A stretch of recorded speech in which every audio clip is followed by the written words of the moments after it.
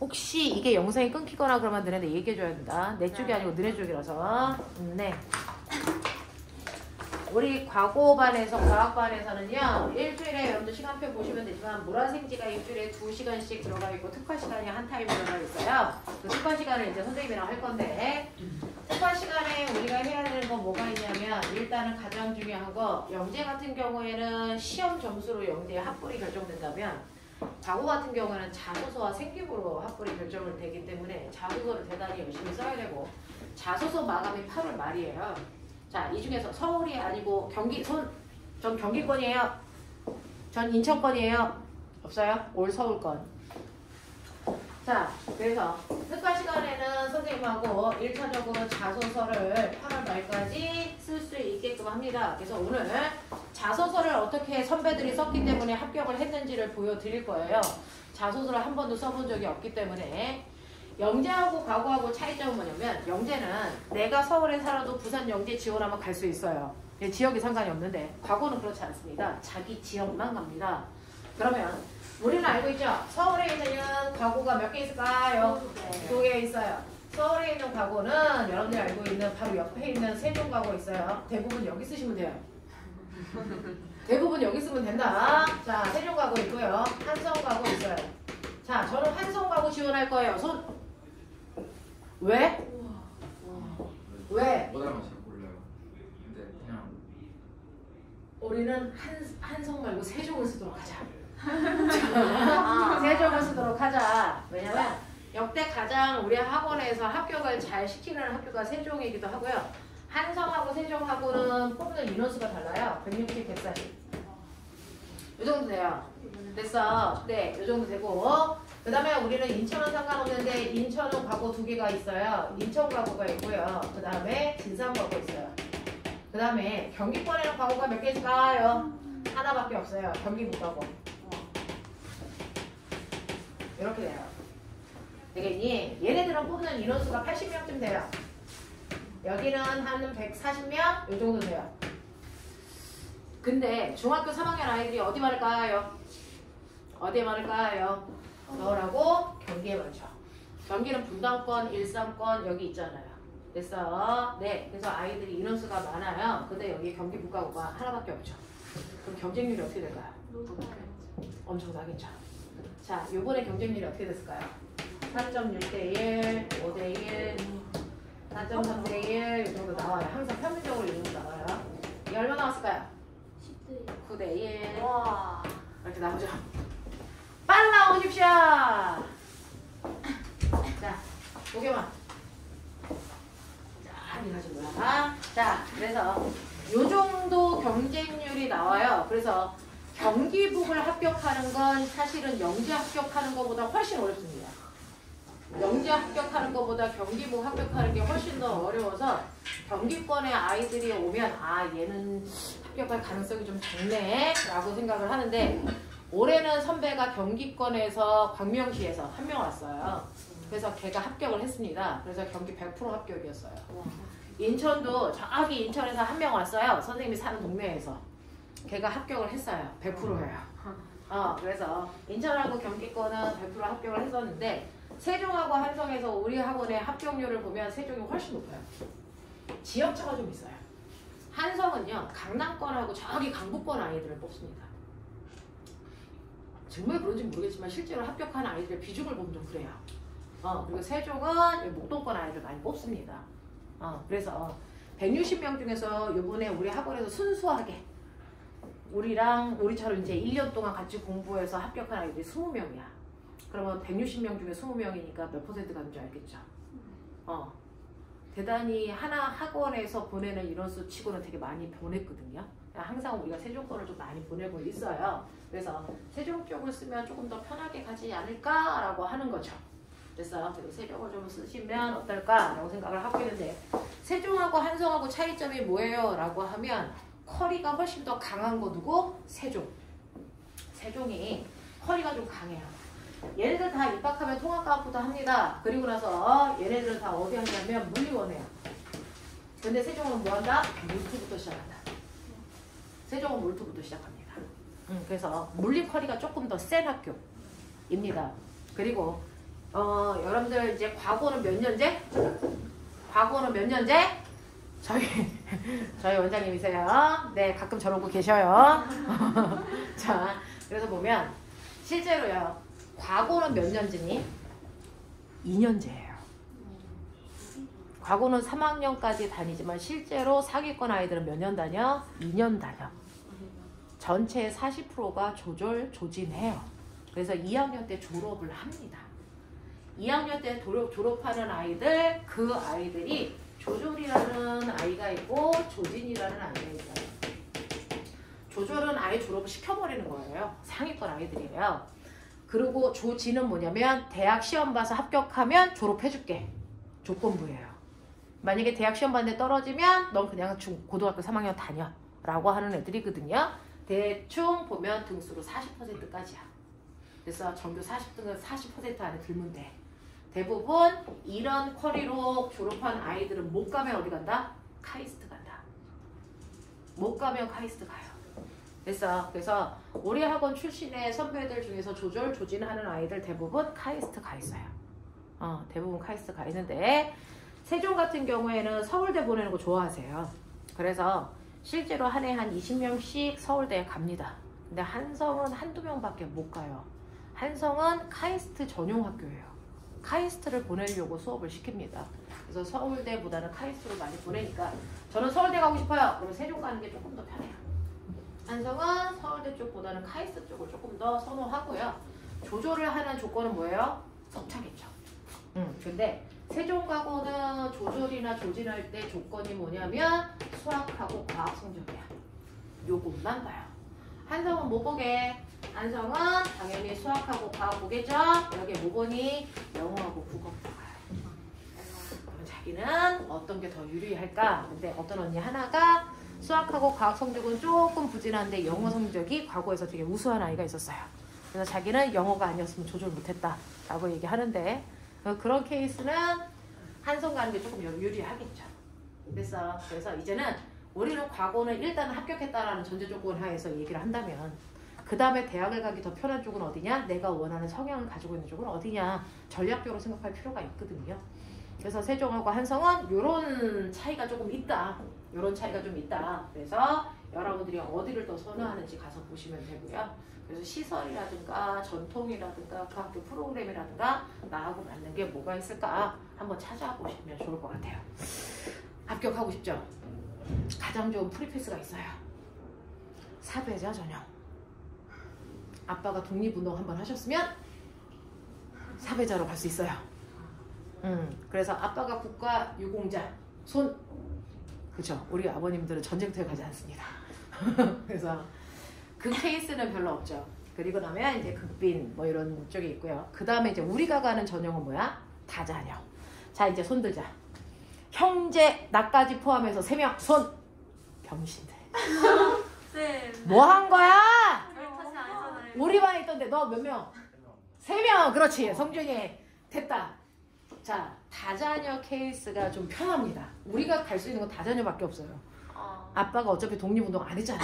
위아더를 다 내. 그러면 우리가 갈 수 있는 건 다자녀인데 다자녀는 다 가는 건 아닙니다. 올해 선배들 중에 다자녀의 케이스에 속했는데 못 갔어요. 다자녀를 못 썼습니다. 왜? 소득이 너무 높아.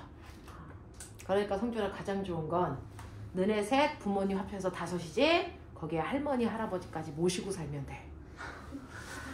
알겠어? 네, 왜냐면 목동권에 사는 친구들은 소득이 좀 높아요. 그럼 다자녀면서도 소득이 안 돼서 다자녀 전형을 못 냅니다. 그 다자녀 전형에 들어가려면 의료보험 내는 금액을 보면 우리가 다자녀 케이스에 들어갈 수 있는지 없는지가 나오거든요. 대부분 못 들어가요. 너무 잘 보셔서 못 들어갑니다. 그러면 인원수를 늘리는 방법이 있죠. 소득 없는 할머니 할아버지를 같이 그 세대 안에 넣으면 대부분 들어갑니다. 전략적으로 성준아 오늘 집에 와서 가족회의를 하도록 하자. 할머니 할아버지 그래서 이런 식으로 갈 수 있어요. 그래서 일반적으로 경쟁률이 이렇게 되는데 다자녀에 해당되는 사배자 전형의 경쟁률은 한 2대1이래요. 2대1이라서 훨씬 쉽죠. 훨씬 쉽죠. 그래서 사배자 전형은 아 얘는 됐구나. 얘는 합격이구나 라고 그래서 생각하고 우리는 이제 수업을 좀 시키는 편이에요. 왜냐하면 경쟁률이 절반밖에 안 되니까. 이렇게 되거든요. 그래서 둘이다, 형제가 둘이다. 앞으로 11개월 남았으니까 엄마 아빠가 조금만 분발하시면 한 명 정도 더 나올 수 있거든요. 그 방법도 생각해보자. 그래서 자, 그래서 네, 우리가 노릴 수 있는 건 사배자에서 다자녀밖에 없어요. 그래서 만약에 그렇게 되면 소득 수준도 한번 보시면 될 것 같고, 근데 사배자로 들어가도 경쟁은 똑같습니다. 가서 견디는 거잖아요. 가서 전교등수가 나오는 거잖아요. 그러니까 공부는 똑같이 하고 가셔야 됩니다. 그러면 지금 여러분들 이제 선생님이 전체적으로 과학 이제 총괄하고 있으니까 설명해 드리는 거예요. 우리가 1학기 동안에 수업을 하는데 1학기 동안은 여러분들은 물투부터 시작하는 컬이잖아요. 물투, 화투. 그래서 물투, 화투에서는 여러분들 4월 말까지 물투 내용이 다 끝나요. 물투, 화투가 다 끝나고 생물도 지압도 원컬이가 다 끝나고 납니다. 그리고 나면 그래서 생물하고 지하고 투컬이로 가십니다. 생물하고 지하고 투컬이로 가시고요. 그 다음에 물리하고 화학은 여기에서 진도는 더 이상 안 나가고 여기서 창의 문제 풉니다. 창의 문제 풀어서 1학기가 종료가 됩니다. 그리고 나면 이 1학기 프로그램은 뭐냐면 여러분들이 과거에 합격을 해도 거기에 가서 엄마들이 생각하고 너네들이 고민하는 첫 번째요. 저 갈 수 있을까요? 두 번째 고민은 가서 잘 견딜까요? 이거잖아요. 갈 수 있다면 가서 견뎌야 되는 거 아니에요? 그쵸? 견디기 위해서는 성적이 나와야 된단 말이죠. 그러면 가장 힘써서 해야 되는 과목은 정해져 있어요. 수학하고 과학이에요. 그 중에서 과학 중에 가장 아이들이 힘들어하는 게 뭘 것 같아요? 물리입니다. 물리는 사실은 한 바퀴 두 바퀴를 돌려도 어려운 과목이 맞습니다. 그래서 끊임없이 문제를 계속 심화 문제를 풀어 나가셔야 되기 때문에 물리 1하고 물리 2에 해당되는 내용들을 할 거고 여기에 대학 물리까지 해당되는 일반 물리도 살짝 들어가야 됩니다. 왜냐면 1학년 때부터 하니까 들어가셔야 되거든요. 그래서 1학기 내내 계속 쏟아질 수 있게끔 할 겁니다. 물리는 호진 선생님이 들어오셔서 영재 수업하고 계신 분이거든요. 그래서 같이 하고 선생님도 같이 서포트 해드릴 거예요. 그래서 이렇게 할 거고 그 다음에 2학기가 되면 진도는 모든 과목이 스톱합니다. 진도는 안 나갑니다. 2학기 때부터는 합격을 위한 수업만 합니다. 여기까지는 합격한 후를 위한 수업을 1학기 때 했다면 2학기 때는 합격하기 위한 수업을 합니다. 그러면 여러분들이 과거에 8월 말에 자소서를 완성해서 내면 그래서 9월 달부터 11월 첫째 주까지 출석 면담이라는 걸 해요. 이 출석 면담을 해서 합격한 아이들이 1차 합격자예요. 몇 차까지 있어요? 2차까지 있어요. 그래서 1차는 여러분들 뭐에 대한 거야? 생기부. 그 다음에 자소서. 요 부분이에요. 그래서 8월 말에 자소서를 내고 나면 그때부터 출석 면담 대비를 합니다. 여러분들이 쓴 자소서를 학원 선생님들이 탈탈 털어드려요. 말하는 연습을 하시는 겁니다. 자기 자소서를 어떻게 소화하느냐에 따라 합불이 결정이 됩니다. 선생님은 물리 자소서를 작년에 올해 아이들이 24명 썼어요. 24명이 물리를 썼어요. 27명이 화학을 썼습니다. 그리고 생물지구과학을 썼고요. 그래서 물리 쓴 24명 중에 주제가 겹치는 아이들이 상당히 많습니다. 마찰에 대해서 쓴 애가 3명이 있어요. 마찰에 대해서 쓴 애가 3명인데 그 중에 합격한 아이가 1명입니다. 2명은 떨어졌어요. 주제가 잘못돼서? 아니요. 그 주제로 자기가 자소서 썼을 때 이걸 얼마나 자기가 잘 소화해서 말할 수 있느냐였거든요. 그 자소서의 퀄리티를 너무 높게 쓰는 것도 문제, 너무 낮춰 쓰는 것도 문제. 자소서를 써놓고 그걸 자기가 소화해서 거기에 어떤 질문이 나와도 대답할 수 있게끔 하셔야 되거든요. 주제는 겹쳐 상관없어요. 주제는 겹쳐 상관없어요. 그래서 학교에서 우리가 과학 동아리 했을 때 그때 실험했던 거 저 쓸 건데 그때 같은 동아리에 있던 아이가 또 우리 학원에 있어서 걔도 그거 쓴대요. 그러면 돼요? 상관없어요. 출발은 똑같게 해도 아이들마다 풀어나가는 방향이 다 제각각입니다. 다 제각각입니다. 그래서 이 마찰력에 대해서 썼을 때 실제로 여러분들 마찰력이라고 하는 건 바닥의 거칠기와 수직으로 누르는 물체의 무게에 의해서 마찰력이 크게 결정돼 라고 했었죠. 그리고 닿는 표면적은 마찰력이 크게 영향을 준다 안 준다? 안 준다예요. 정말 안 줄까?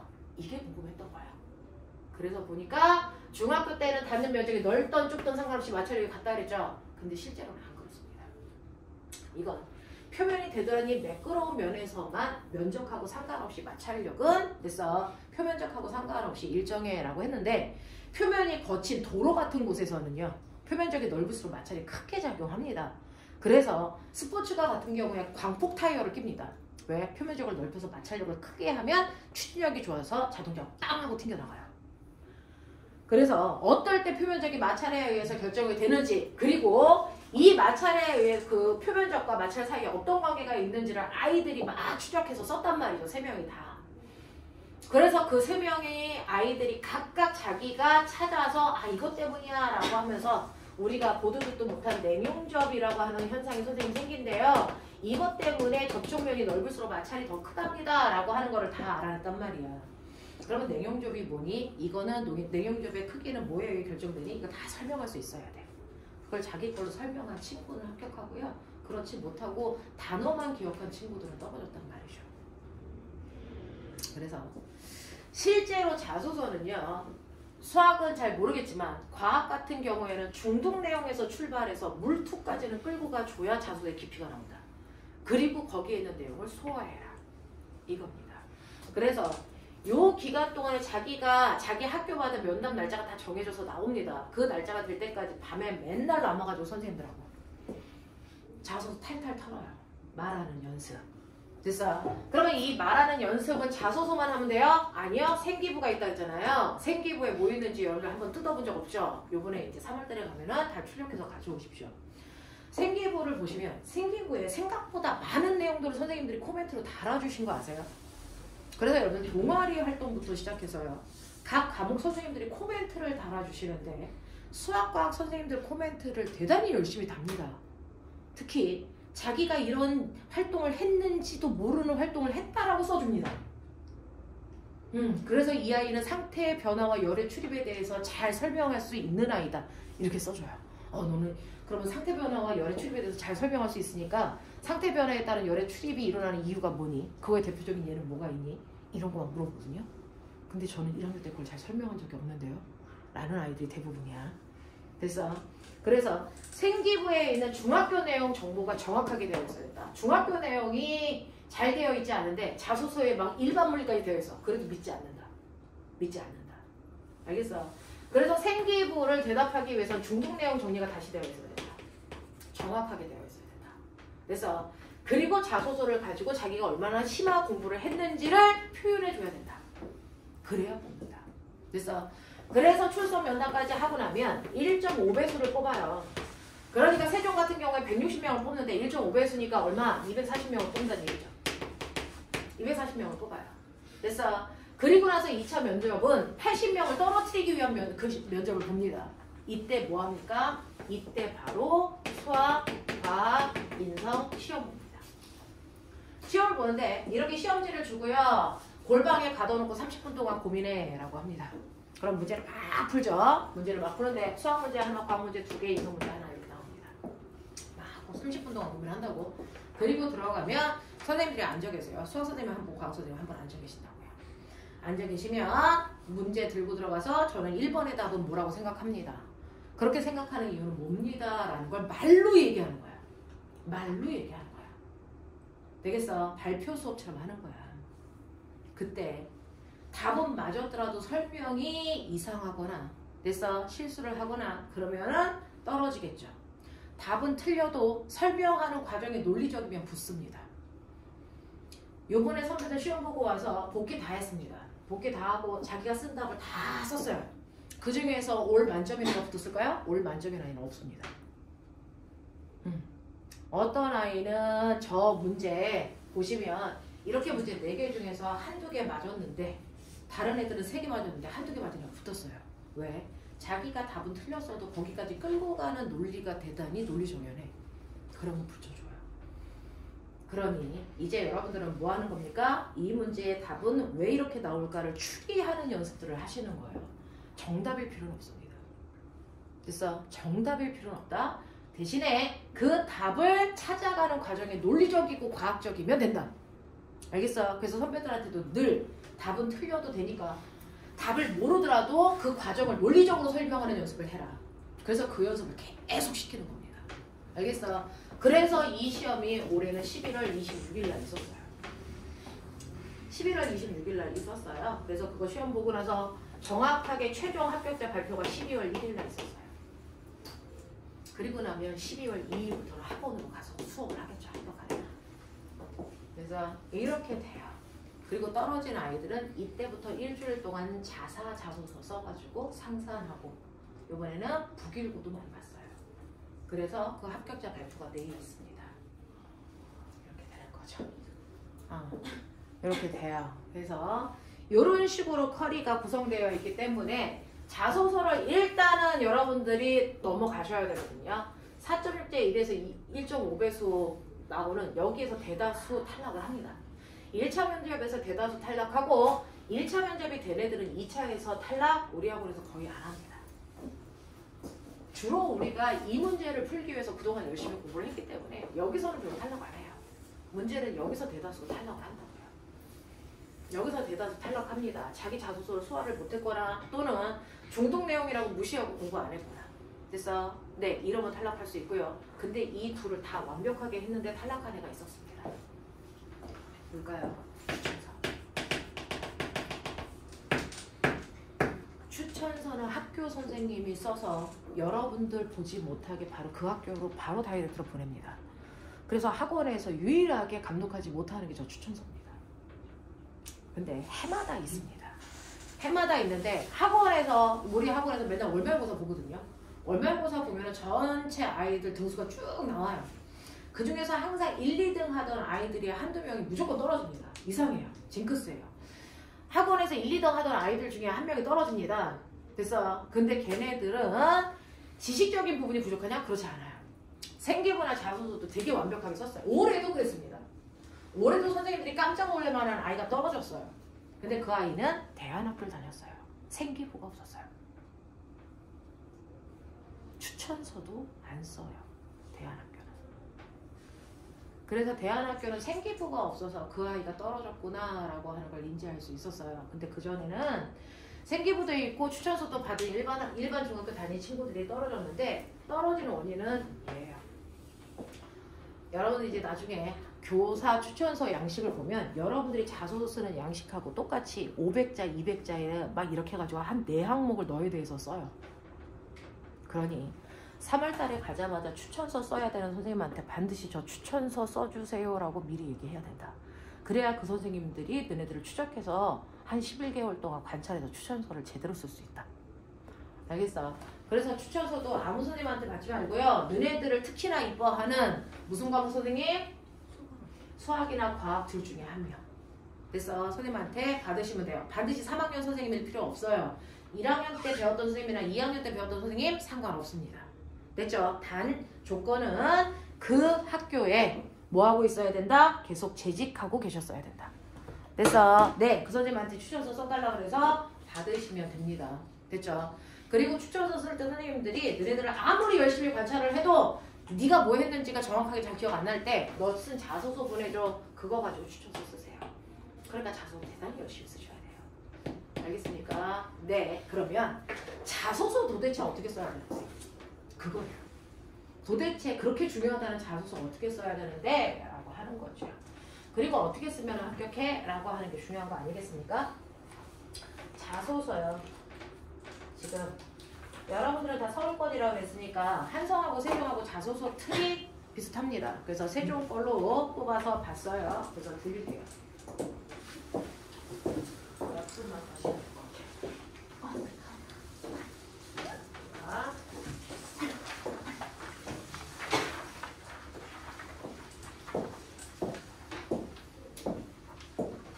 자, 맨 앞에 자기소개서는 기본적인 자기에 대해서 쓰는 거니까 그거는 뭐 보시면 되고요. 한 장 넘겨. 뒷면 보자. 자, 뒷면 보시면 우리가 자소서에서 써야 되는 항목이 4가지가 있어요. 첫 번째, 진로를 쓴다. 두 번째, 과학에 대해서 쓴다. 세 번째, 수학에 대해서 쓴다. 마지막, 인성 쓴다. 이렇습니다. 그 중에서 진로 400자 쓴다. 과학, 수학 합쳐서 1100자 쓴다. 인성 400자 쓴다 이렇게 되어 있어요. 됐죠? 자, 진로는 뭐냐면요. 나는 그래서 과거를 지원하게 된 계기가 뭐냐? 동기. 그래서 나는 과거를 지원하게 된 동기는 뭐고 여기에 와서 나의 진로, 나중에 직업. 나는 어떤 직업 갖고 싶어? 그래서 나는 어떤 직업을 갖기 위해서 일반고보다는 과거에서 수업할 때 세종과고가 가지고 있는 어떤 프로그램이 나한테 도움이 될 것 같아서 여기에 지원하게 됐다. 그래서 이 진로로 세종과고에서 공부한 후에 나는 앞으로 어떤 사회생활을 하고 싶다. 예를 들어서 저는 천체물리학자 되고 싶어요. 그렇게 말했어요. 천체물리학자 되고 싶어요 라고 했던 아이가 있어요. 그럼 왜 천체물리학자가 되고 싶었는지 동기가 나올 거 아닙니까? 그래서 그거에 대해서 연구하고 싶어서 천체물리학자가 되기로 했습니다. 근데 세종과고에는 다른 학교에 비해서 천체 관측할 수 있는 장치들이 잘 되어 있고 그런 동아리들이 활성화되어 있기 때문에 나하고 같은 호기심을 가지고 있는 친구들과 모여서 공부를 해서 훌륭한 천체 물리학자가 돼서 나중에 우주에서 우주들의 기원이라든가 그래서 얘네들이 가지고 있는 지금까지 밝혀내지 못했던 어떤 현상에 대해서 공부하고 싶어요. 이렇게 쓰는 거예요. 그걸 400자로 쓰는 겁니다. 여기서 얘기하는 400자는 띄어쓰기까지 합해서 400자예요. 그럼 글자 수 되게 적겠죠. 되겠습니까? 띄어쓰기까지 합해서 400자입니다. 처음에는 100자 채우는 것도 어려워요. 근데 하다 보면 나중에는 진로 썼는데 혼자서 천자야. 이거 줄이는 거. 나중엔 글자 줄이는 게 더 어렵습니다. 그래서 쓰다 보면 할 말이 너무 많거든요. 자, 그 다음에 과학과 수학인데 수학은 수학 선생님들한테 들으시면 되고요. 과학은요. 반드시 여러분들이 진로가 정해지면 진로와 관련된 과학 탐구하는 게 훨씬 더 편해요. 천체 물리학자면 물리라든가 또는 천문이라든가 이쪽과 관련된 실험을 반드시 바탕으로 해야 된다. 그래서 반드시 실험하셔야 됩니다. 상상 실험한 새끼는 다 털려나갑니다. 엄청나게 잘 잡아내요. 그래서 재작년에 영재에는 자소서가 별로 중요하지 않기 때문에 영재는 자소서를 대충 씁니다. 어차피 시험을 보기 때문에. 그리고 나서 영재 탈락하고 나서 과거 데뷔하겠다고 왔는데 그때 대충 써놓은 상상 실험한 걸 가지고 과거 자소서를 쓰겠대. 근데 과거에서는 자소서를 탈탈 털기 때문에 자기가 상상 실험한 것 중에서 대충 머릿속으로만 몇 번 해본 거지 실제로 손으로 하지 않았기 때문에 거기에 있는 것들이 디테일하게 물어보면 얘기를 못합니다. 그럼 뽀록이 납니다. 실제로 납니다. 그래서 상상 속에서 실험을 했다가 가서 탈탈 털려가지고 떨어진 새끼가 있거든요. 상상 실험하시면 안 됩니다. 유튜브 몇 번 돌려본다고 해서 그거 자기 실험 되지 않습니다. 왜냐하면 실험이라는 건 예상하지 못한 디테일한 부분에서 오류가 발생해서 오차가 발생해요. 근데 대충 했는데 오류가 없어. 이 새끼 이상한 거거든요. 그거 되게 잘 찾아내요. 면접할 때. 그래서 반드시 실험을 한다. 그래서 실험은 엄청나게 어려운 주제를 잡으려고 하니까 실험이 안 되는 거거든요. 작년에 선배들은 어떤 주제로 실험을 했을까요? 보여드릴게요.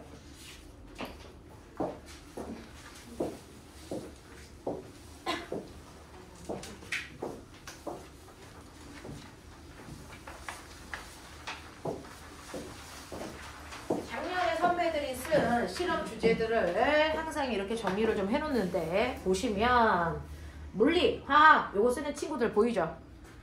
그 중에서 화학 실험을 좀 많이 하는 편이에요. 눈에 잘 보이고 그러니까. 그래서 화학 주제에서 주로 산화, 환원, 반응성 가지고 많이 씁니다. 그래서 끓는 점 오름 같은 것도 쓰고요. 그 다음에 갈변 현상이라고 하는 것도 결국은 산화, 환원이잖아요. 이런 것들을 가지고 아이들이 많이 했던 편이고 그 다음에 지구과학에서 쓴 친구가 3명이 있었는데 앙부일구 되게 괜찮은 주제 중에 하나였어요. 앙부일구가 우리나라 최초 해시계였던 거 알죠? 그렇죠? 근데 일반적인 해시계와의 차이점 뭡니까? 다른 나라 해시계는 시간만 잴 수 있는데 우리나라 해시계는 날짜까지도 정확하게 잴 수 있어요. 그 원리가 뭐야? 라고 하는 겁니다. 됐죠? 이거에 대해서 탐구한 친구 있고요. 그 다음에 달 관찰이요. 여러분들이 중학교 때 배웠죠? 달 관찰할 때 달 위상, 망, 상현, 하현. 됐어? 그래서 어떤 친구가 천체물리학자 되고 싶어서 달 관찰했는데 매일매일 한 달 동안의 달을 핸드폰 사진기로 찍으면 달에 거기에 있는 바다하고 고지가 보입니다. 요즘 핸드폰으로는. 그래서 그거를 찍어 놓고요. 내가 본 달은 앞면만 보인다 그랬잖아. 그러면 달은 전체 100% 중에서 우리나라에서 볼 수 있는 건 몇 퍼센트일까? 볼 수 있는 게 몇 퍼센트일까요? 50%의 표면을 볼 수 있지 않을까요? 됐어? 근데 실제로 50%일까? 아니요. 걔가 계산했는데 54%예요. 실제로 달의 앞면만 본다 그랬으니까 한 면만 보면 돼서 앞면은 보이고 뒷면은 안 보이니까 50%가 달이 보이지 않을까? 라고 하는데 54%가 보인답니다. 왜요? 달의 공전 궤도하고 지구의 공전 궤도가 어긋나 있기 때문에 지구가 이렇게 내려오면 요 밑에 쪽이 보입니다. 그거를 바다의 모양 맞춰놓고 사진 해가지고 면적 확인했더니 54%가 나왔답니다. 이거 쓰고 얘는 과거 같습니다. 알겠어? 네, 이런 것들. 되겠지? 이런 것들 썼고요. 자, 그 옆에 보시면 생물 쓴 친구들도 있어요. 생물 쓴 친구들도 있는데 대부분 DNA 추출 실험 뭐 이런 것들 학교에서도 많이 하더라고요. 그런 것들 쓴 친구들도 있고요. 그 다음에 이제 물리로 가시면 물리에서 작년에 마찰, 그 다음에 표면 장력 이거 되게 많았고요.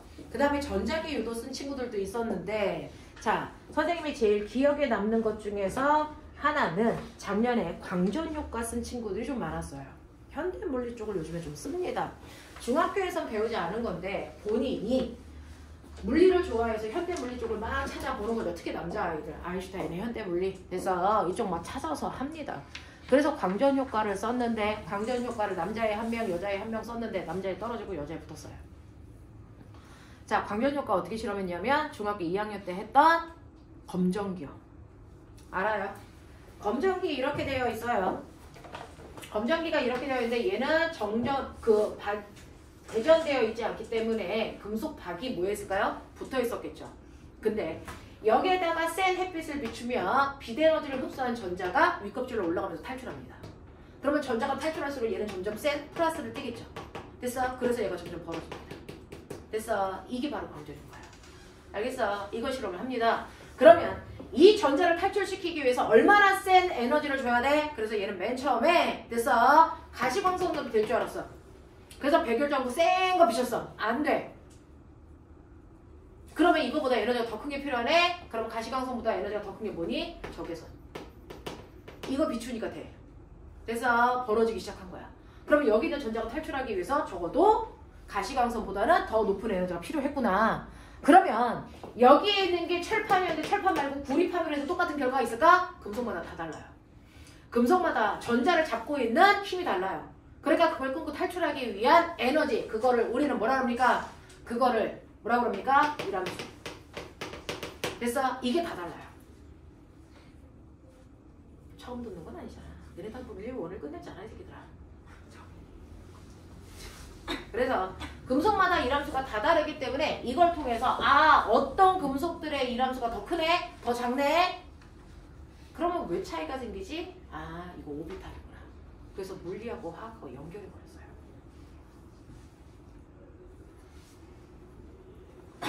알겠냐? 이렇게 봐요. 그죠? 시작은 중학교 2학년 때 사용했던 검정기를 이용해서 대전시키는 거여서 전기를 땐 대전체를 갖다 댈 때만 다리가 벌어질까? 그러지 않는 방법은 없을까? 그랬더니 내가 공부했을 때 광전 효과라는 게 있는데 나도 해볼 수 있지 않을까? 여기서부터 출발한 거야. 됐어. 그래서 그게 오비탈까지 연결되면 이거는 박사 논문이에요. 알겠냐? 이렇게 끌고 간 거야. 이렇게 끌고 간 거야. 그래서 그 언니가 물리 1부터 시작했었어요. 중학교 내용만 수업을 하고 과고반에 지원해서 저하고 수업을 했는데 물리 1부터 시작했으니까 너네들보다 커리가 훨씬 아래겠죠. 그럼에도 불구하고 자소서 커리나 박사 논문 수준까지 끌고 올라가서요. 합격했어요. 세종가고 갔어요. 네. 그래서 맨 처음 했을 때 네 수준에서 이거 끌고 갈 수 있겠어? 그랬는데 계속 검색하고 찾아서 거기까지 끌고 갑니다. 선생님들은 여러분들이 자소서를 써오면 여러분들이 자소서를 쓰면 선생님이 각각의 자소서 주제에 맞춰서 선생님들 배정을 다 해드려요. 그래서 물리는 제가 자소서를 봅니다. 그리고 여러분들 호진 선생님도 들어오니까 호진 선생님이랑 같이 봅니다. 그리고 화학은 호진 선생님이 송호 선생님이 볼 거고 그 다음에 지구과학은 희라 선생님이 보고 생물은 재상 선생님이라고 하는 생물 선생님이 보십니다. 그래서 각각의 선생님들이 갖다 붙어주거든요. 그래서 오류가 있는지를 반드시 봐야 됩니다. 그리고 가는 방향이 맞는지도 봐야 되니까. 근데 절대로 선생님들이 대신 써주지는 않습니다. 써줄 수 없어요. 왜? 자소서를 소화해야 되니까. 자기가 쓰지 않으면 소화가 안 됩니다. 되겠어? 그래서 대필이라는 게 불가능합니다. 엄마들 나중에 애새끼들이 하나도 안 쓰고 있으니까 선생님 그냥 자소서 좀 써주시면 안 돼요? 저 합격자 자소서 되게 많아요. 저 여기서 10년 이상 했잖아요. 합격자 자소서 되게 많아요. 그냥 드려도 돼요. 근데 그렇게 했을 때 붙는 애들 한 명도 없습니다. 자기 자소서가 아니면 소화를 못 시킵니다. 오히려 독이 돼요. 그래서 안 드립니다. 되겠어요? 그래서 자소서는 무조건 자소서 주제가 깊던 얇던 상관없다. 내가 써야 된다. 내가 써야 된다. 됐어. 그리고 물리원을 막 끝내고 여름방학 때 온 친구가 있었어요. 그 여름방학 때 온 친구는 정말로 물리하고 화학만하고 생물하고 지구과학도 안 했는데 자소서 주제가 뭐냐면 우리나라 한옥에서 가지고 있는 과학적 원리들 그거 쓴 거예요. 그랬을 때 우리나라 기와 모양 아시죠? 기와장 모양. 왜 직선이 아니고 곡선일까? 만들기도 힘들었을 텐데 옛날에. 그게 물방울이 빨리 떨어지는 구조예요. 그래서 물이 위에 오랫동안 머물러 있지 않기 때문에 그래서 나무들이 썩지도 않고 빨리 떨어지기 때문에 지붕이 무너지지도 않습니다. 그러면은 그 기와의 모양이 뭘까? 사이클로이드라는 거예요. 그게 독수리가 먹이 잡을 때 내려오는 하강 곡선하고 똑같습니다. 그래서 그 기와가 가지고 있는 사이클로이드를 적분으로 해서 낙하 속도가 똑같다라고 하는 거를 증명하면서 이걸 어디로 끌고 갈게요? 진자의 등시성 이라고 하는 그냥 들어도 됐어. 진자가 왔다리 갔다리 하는 거 알죠? 진자가 왔다리 갔다리 하는 거 알죠? 자 그랬을 때 이 진자를 똑같은 진자를 더 넓은 곳 진폭이 더 큰 곳까지 가서 왔다 갔다 하게 할 거야. 주기가 같을까 다를까? 같아요. 진폭하고 무관합니다. 그게 사이클로이드로 증명이 됩니다. 그래서 진자의 등시성도 이것 때문이구나 라고 하는 걸 됐어. 갖다가 붙여서 완료했어요. 합격했습니다. 그래서 이런 식으로. 그래서 자소서는 실제로 선생님들은 물토까지 내용을 해주지만 그거보다는 조금 더 깊게 들어간 친구들이 한다. 근데 너무 깊게 들어가면 자기가 해결할 수 없는 단어가 나오면 오히려 독이 된다. 자기가 해결할 수 있는 단어까지만 끌고 가면 된다. 처음에는 자소서 쓰라 그러면요. 지구상에서 가장 어려운 단어들을 갖다 막 집어넣어요. 막 그래서 너 이거 소화할 수 있어? 할 수 있대. 막 우겨. 이거 소화하기 힘들 것 같은데 빼. 막 근데 아니래. 자기는 이걸 꼭 쓰고 싶대. 왜 써라. 그래서 막 쓰다가 나중에 입력기간 되면 그 단어가 쓱 빠져있어. 왜 뺐어? 못할 것 같아요. 그러거든요. 그러니까 소화할 수 있는 데까지만 써요. 그래서 어렵게 쓴다고 합격하는 것도 아니고 쉽게 쓴다고 탈락하는 것도 아니다. 자소서는 소화 능력이다. 알겠습니까? 자기가 소화할 수 있는 데까지만 쓰시면 돼요. 그러니까 선배들은 이런 주제를 가지고 자소서를 썼구나. 그러면 나도 이런 주제들 한번 고민해 보시면 돼요. 되겠니? 네. 이런 주제들 가지고 한번 고민해 보시면 되는데 다음 주부터 이 시간에 여러분들이 뭘 가지고 오냐? 노트북이요. 됐어. 노트북을 가지고 와서 쓰실 거예요. 이 시간에. 됐어. 그래서 이 특화 시간을 우리는 8월 말까지 끌고 가는데 일단은 1, 2월 달은 자소서를 씁니다. 됐어. 그리고 자소서를 쓸 때 실험 어떻게 해서 어떻게 끌고 가면 좋아라는 걸 선생님들이 한 번씩은 보여줘야 될 거 아니에요. 그러니까 물화생지 선생님들이 들어오셔서 주제 하나를 가지고 실험도 해주세요. 이거 가지고 어떻게 해서 자소서 쓰면 돼. 그거 그대로 쓰면 뒤진다. 알겠어? 네, 그래서 물화생지 선생님들이 들어오셔서 할 건데 다음 주문은 지역부터 들어와서 하실 거예요. 알겠어? 네, 그래서 이렇게 실험하는 거구나. 그거 가지고 이렇게 끌고 가서 이 깊이까지 하면 되겠구나. 그래서 네, 한번 보시면 됩니다. 그래서 1, 2월 달 안에 물화생지 선생님들이 시간표 막 움직여서 들어와서 실험을 같이 한번 할 수 있게끔 해주실 거예요. 됐죠? 네. 자, 근데 저는 이 자소서 주제를 어떻게 잡아야 되는지 모르겠어요. 가장 먼저 해야 되는 거 뭡니까? 진로예요. 진로를 잡으셔야 돼요. 자기가 뭘 하고 싶은지를 고민해봐라. 여러분들 중에서 진로가 정해져 있는 사람이 있을까요? 저는 천체 물리학자요. 저는 수학 교수요. 그래서 작년에 선배들 진로 중에